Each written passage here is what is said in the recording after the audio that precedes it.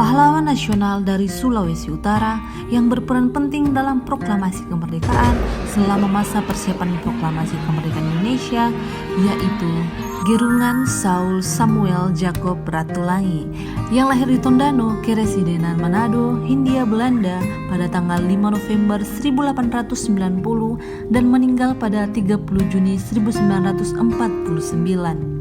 Ia merupakan orang Indonesia pertama yang berhasil mendapatkan gelar doktor dalam ilmu pasti atau matematika dan ilmu alam. Saat kembali ke Indonesia, Sam Ratulangi tidak segera memasuki gelanggang politik.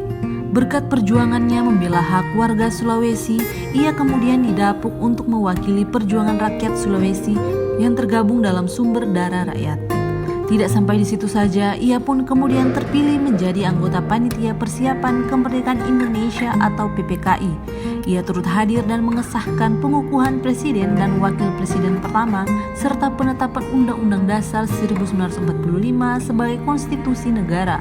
Pahlawan asal Manado ini menjadi gubernur pertama di Sulawesi setelah Soekarno dan Hatta terpilih sebagai presiden dan wakil. Sam Ratulangi juga ditunjuk sebagai gubernur Provinsi Sulawesi yang pertama.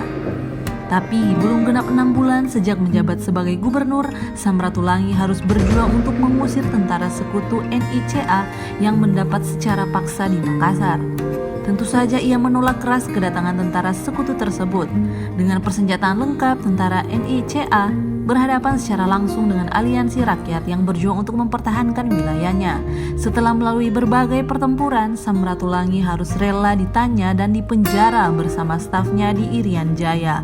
Sebelumnya ia lebih dulu dipenjara di Ujung Pandang.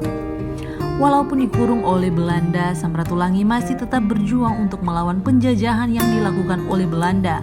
Selama di Irian Jaya tersebut, ia berhasil membentuk Partai Kemerdekaan Irian dan organisasi rakyat bernama Ibunda Irian. Pada tahun 1948, berkat disetujuinya perjanjian Renville, Sam kemudian bebas dari penjara. Ia kemudian langsung berangkat ke ibu kota negara saat itu, yaitu Yogyakarta. Selama di sana, ia ditunjuk oleh Soekarno sebagai bagian dari anggota Dewan Pertimbangan Agung. Tidak lama menetap di Yogyakarta, Sam harus kembali berurusan dengan pasukan semut yang menyerang Yogyakarta. Ia ditangkap saat hendak melaksanakan tugas ke Filipina. Mengingat begitu pentingnya sosok Sam, Belanda langsung mengambil tindakan cepat dengan mengasingkannya jauh dari ibu kota negara. Ia hendak dikirim ke Banyak untuk menjalani masa kurungan, namun dikarenakan kondisi kesehatan yang memburuk, rencana tersebut diurungkan. Dengan kondisi kesehatannya yang semakin memburuk, Sam Ratulangi gugur atau meninggal dunia dalam keadaan sebagai tahanan Belanda. Perjuangannya berakhir pada 30 Januari 1949. Ia kemudian dimakamkan di Tondano setelah sebelumnya ditempatkan di perkuburan Tanah Abang, Jakarta.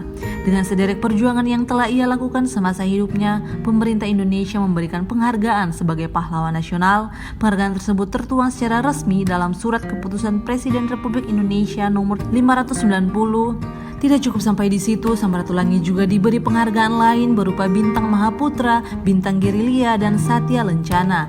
Sam Ratulangi pun menjadi salah satu pahlawan yang sosoknya diabadikan dalam uang pecahan keluaran terbaru 2022, yaitu pada uang pecahan Rp20.000. Demikian perjalanan hidup sekaligus sepak terjang dari Sam Ratulangi. Ulasan kali ini ditutup dengan filsafat dari Sam Ratulangi yang begitu mengena dan mungkin dapat dijadikan inspirasi, yaitu Sito Timo Tumoto, yang memiliki arti manusia baru dapat disebut sebagai manusia jika sudah dapat memanusiakan manusia.